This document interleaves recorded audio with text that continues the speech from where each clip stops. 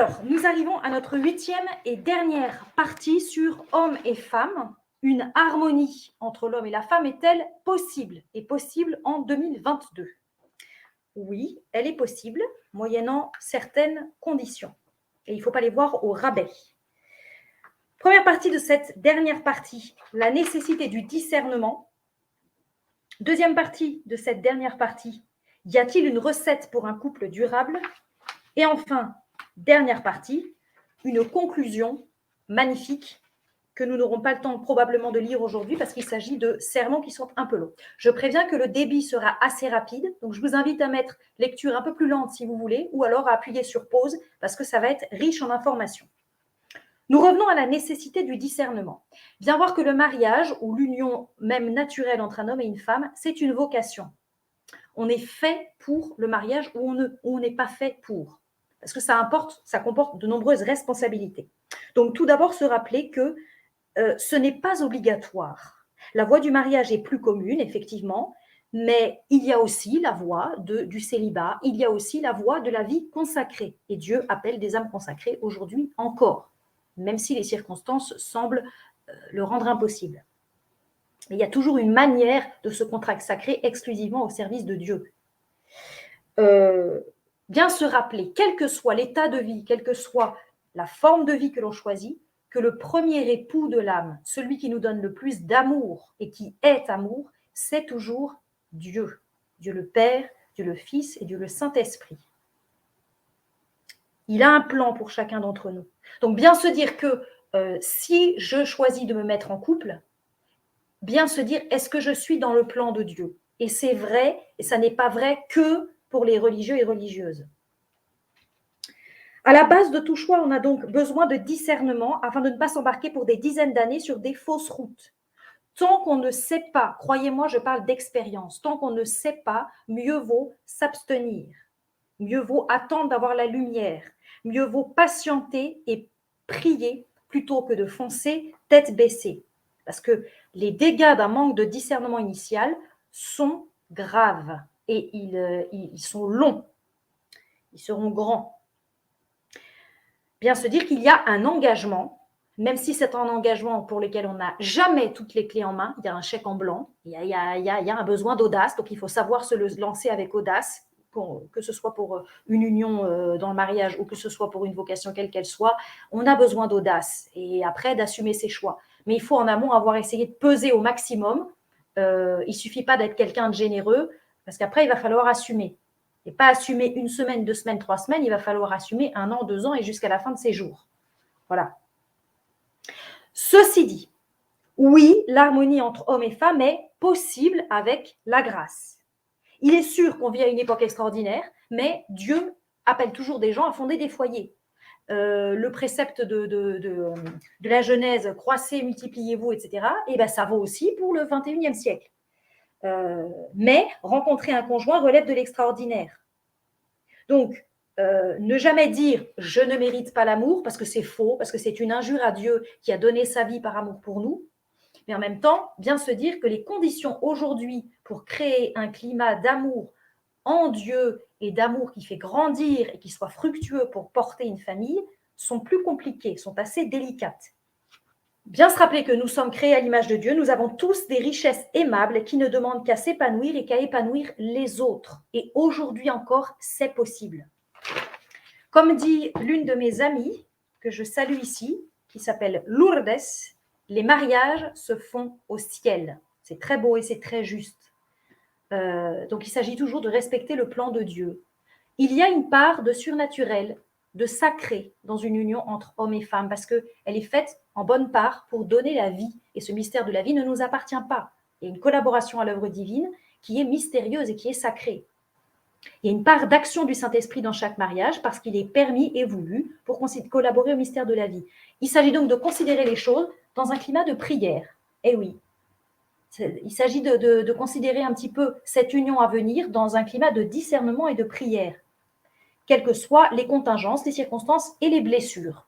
Voilà. Il y a toujours une part de sacré. Enfin, troisième petit point, il est important pour le discernement de se former sur ce qu'est la vie commune et sur ce que sont un homme et une femme. C'est ce qu'on a essayé de faire dans toute cette série de vidéos, bien imparfaites, bien incomplètes, mais je pense que c'est important, de nos jours encore, de se former là-dessus. Parce que oui, on a besoin d'une réelle formation intellectuelle sur la place et la psychologie d'un homme et d'une femme dans un couple. Parce que là aussi, il y a un ordre, comme en toute chose. Donc, vous voyez comme on est très loin de simplement une attraction, oh là là, il m'attire, on se met ensemble, on réfléchit après. Voilà, c'est juste ce que je veux dire en fait. Ça fait je ne sais combien de conférences, je ne sais combien d'heures passées à l'écran pour dire ça en fait. Bon, on va rappeler la parole de saint Paul aux Éphésiens, chapitre 5, versets 22-23. Marie, aimez vos femmes comme le Christ a aimé l'Église. C'est ça le mariage. Femmes, soyez soumises à vos maris. Je sais que ce n'est pas du tout vendeur aujourd'hui de dire femmes, soyez soumises à vos maris. Mais on va en parler. On va voir comment c'est possible dans l'harmonie et comment il ne s'agit pas du tout d'être une femme battue. Voilà.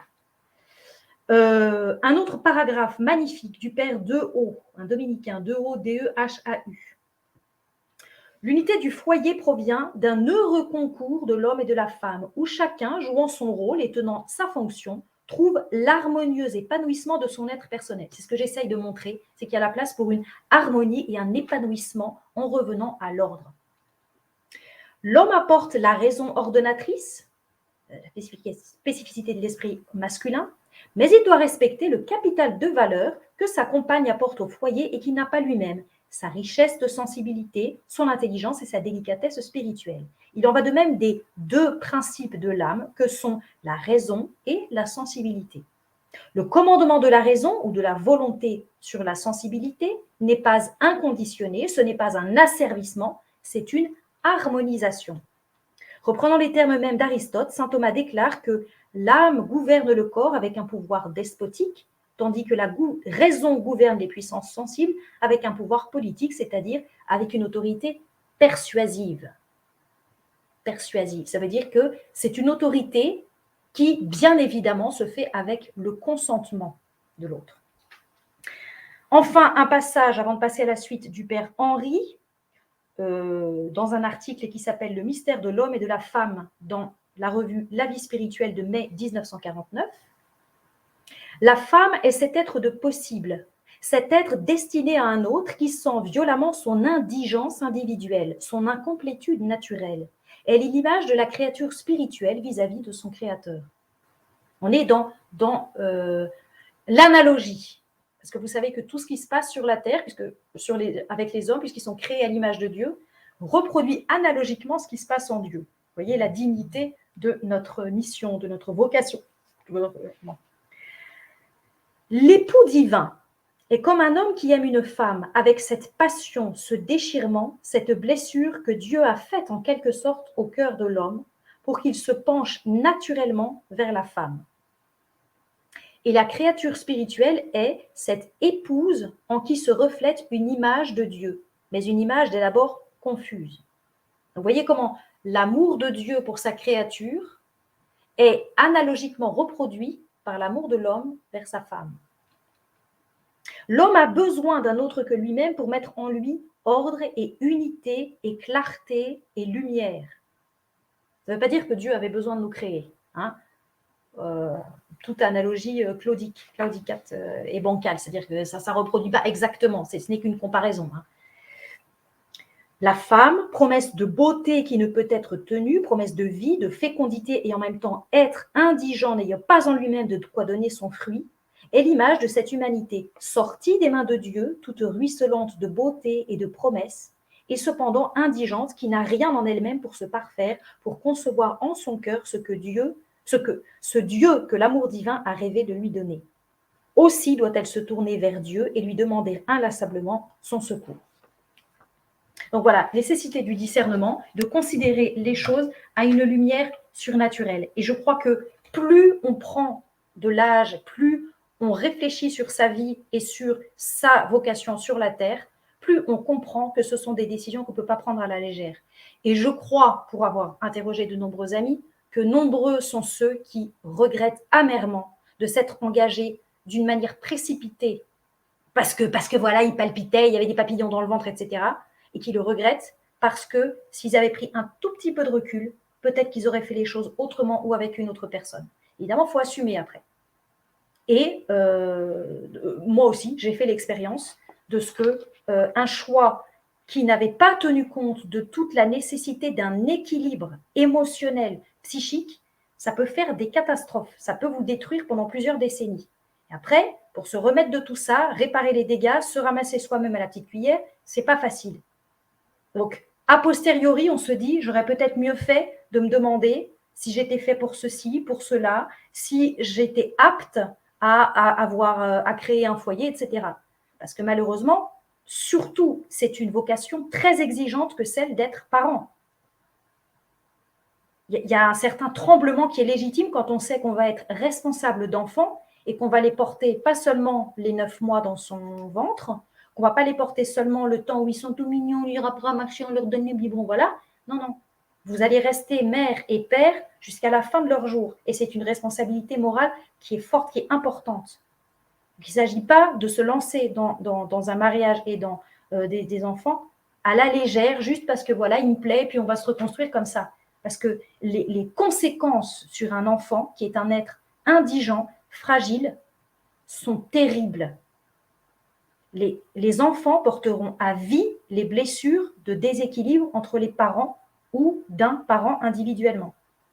Les enfants portent à vie les blessures non résolues de leurs parents. Donc, peut-être qu'il faut commencer avant d'être père ou mère par se dire qu'est-ce que je suis prêt à donner à mon enfant là. Alors, il ne s'agit pas de retenir les parents de devenir parents, bien au contraire. De toute façon, toute la nature nous y porte. Et puis aussi, on a des grâces d'État, et puis il ne faut pas attendre d'être parfait pour se lancer dans une vie. Il faut quand même aujourd'hui un petit peu reconsidérer les choses. Je pense qu'il faut bien se rappeler les deux aspects. À la fois ne pas avoir peur de s'engager, même si on ne tient pas toutes les clés, même si on n'est pas quelqu'un d'absolument parfait, mais aussi se rappeler que la nécessité d'un travail sur soi et de discernement et d'équilibre est très important. Autrement, on fera du mal aux autres. On fera du mal à son conjoint, on se fera du mal à soi-même parce qu'on sera malheureux, et on fera du mal, ce qui est très terrible, à ses enfants. Ensuite, excusez-moi, y a-t-il une recette pour un couple durable? Alors, je vais voir les 3 étapes. D'abord, en amont, avant toute rencontre, avant la rencontre. Ensuite, dans les premiers temps d'une rencontre, voilà, je rencontre quelqu'un, est-ce que ça va être le mien, est-ce que ça va pas être le mien, est-ce que je suis amoureux, est-ce que je ne suis pas amoureux, est-ce que ça peut matcher, voilà, bon. Et ensuite, dans le couple, une fois que la chose est installée. Alors, en amont, retour aux bases naturelles. Avant tout, être au clair sur le type de conjoint que vous voulez. Être capable de se prendre un papier, un crayon, mais c'est très important comme travail à faire. Hein. Voyons, moi, quels sont les points non négociables que je veux d'un conjoint? Qu'est-ce que je veux? Qu'est-ce qui est important pour moi? Comment il doit être? Mais même, vous pouvez vous mettre des choses physiques. Juste au moins pour vous, parce que c'est bien beau de se dire, je veux le prince charmant. Mais c'est quoi ton prince charmant? Être capable de se faire une liste des points non négociables. Et puis, se servir des échecs des relations manquées, parce que qui n'a pas fait une relation où, bah oui, j'ai cru que c'était le bon, mais c'est pas le bon. Et puis souvent, on répète des rencontres qui n'aboutissent pas à une union durable. Mais c'est pas grave, tout est permis par Dieu. Chaque rencontre est providentielle. C'est l'occasion de mieux cibler. Ah oui, alors là, j'ai compris une chose, c'est que pour moi, c'est impossible d'être avec quelqu'un qui est comme ceci, qui est comme cela. Écrivez-vous-le. Écrivez-vous-le. Parce qu'il va falloir après peser jusqu'où vous êtes capable de faire des concessions.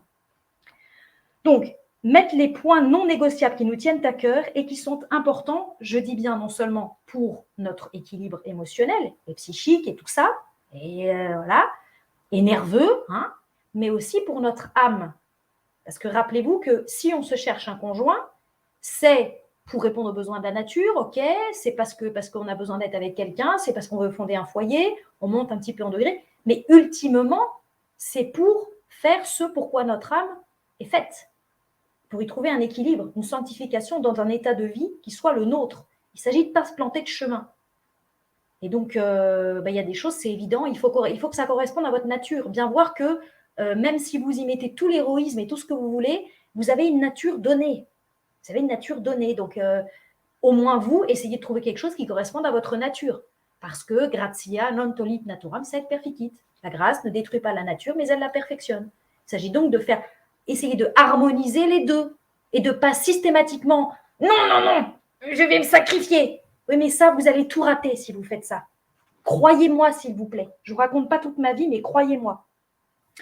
Avoir confiance en ses forces, c'est justement pour ses forces que l'autre va nous choisir. Donc, avoir confiance en ses forces, en son capital, en ce que l'on a pu accumuler ou recevoir du bon Dieu jusqu'à présent. On peut s'appuyer dessus et surtout s'appuyer ensuite sur notre grâce d'état. Mais avoir une sorte d'assurance, ne pas se dire « Ah oui, mais moi je ne suis pas bien tout seul, j'ai besoin de quelqu'un qui va m'aider à deux, ça ira mieux. » Non, non, non, non, non. Il faut que vous soyez déjà un roc, même si vous êtes quelqu'un de plus réservé. Il ne s'agit pas d'être un roc écrasant, mais il s'agit que vous ayez, voilà, c'est moi, je suis comme ça, je fais quelque chose d'intelligent de ma vie, je sais ce que je veux, j'ai fait des choix, etc. Il s'agit seul de l'avoir fait et de pouvoir s'appuyer dessus. Être équilibré seul. On ne pourra construire que de sa surabondance, pas de ses manques. Même si évidemment, l'amour fortifie et l'amour soude. Bien sûr. S'il vous plaît, messieurs, travaillez votre confiance en vous. Le machisme est vraiment destructeur. Je vais répéter des choses que j'ai déjà dites sous une autre manière. C'est une caricature de la virilité. Il faut qu'une femme puisse briller à vos côtés sans que vous vous sentiez diminué ou écrasé. Il y a certaines femmes qui sont brillantes et qui pourtant ne cherchent ni à vous écraser, ni à se passer de vous, au contraire. Parce que il y a des femmes de divers caractères, il y a des femmes qui sont toujours en retrait, et d'ailleurs, le rôle de la femme, quelle qu'elle soit, c'est d'avoir sa place cachée dans un foyer, ce qui n'empêche absolument pas un rayonnement apostolique. Mais la place de la femme est là où elle est efficace, c'est là où ça ne se voit pas.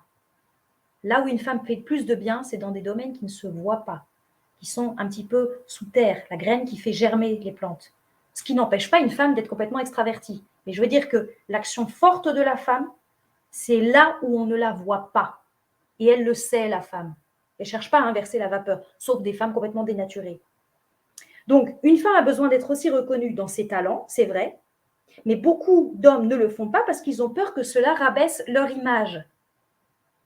Ça veut dire qu'ils n'ont pas trouvé leur épanouissement d'homme. Ils n'ont pas confiance en eux. Donc, pour l'instant, ça risque de mal passer s'ils se mettent en couple. Certes, il y a aussi le risque d'orgueil de la femme qui peut devenir indépendante. Bien revenir à la source de tous nos maux. Qu'est-ce qui s'est passé entre Adam et Ève? Ève s'est isolée dans le jugement. Elle s'est dit, je vais juger toute seule de si je peux, oui ou non, croire ce que me dit le serpent. Elle a négligé cette fois-ci de s'en rapporter à Adam, à son mari. Elle n'est pas allée directement à l'autorité. Parce que Adam avait autorité, une autorité pas despotique, hein, mais voilà. Et là, Ève s'est dit non, non, mais moi je sais très bien. C'est de l'orgueil. Et c'est là qu'elle est devenue indépendante. Et où ça a tout mis en désordre. Parce qu'en fait, si elle avait demandé conseil à Adam, Adam l'aurait protégé. Adam ne l'aurait pas écrasé, au contraire, il l'aurait protégé de quelque chose qui a fait le malheur de toute l'humanité. Vous voyez bien, donc l'autorité n'est pas là pour nous écraser, nous abaisser. Si l'autorité devient écrasante, c'est que ce n'est plus une autorité. Souvent, les hommes qui sont écrasants, c'est parce qu'ils manquent de confiance en eux.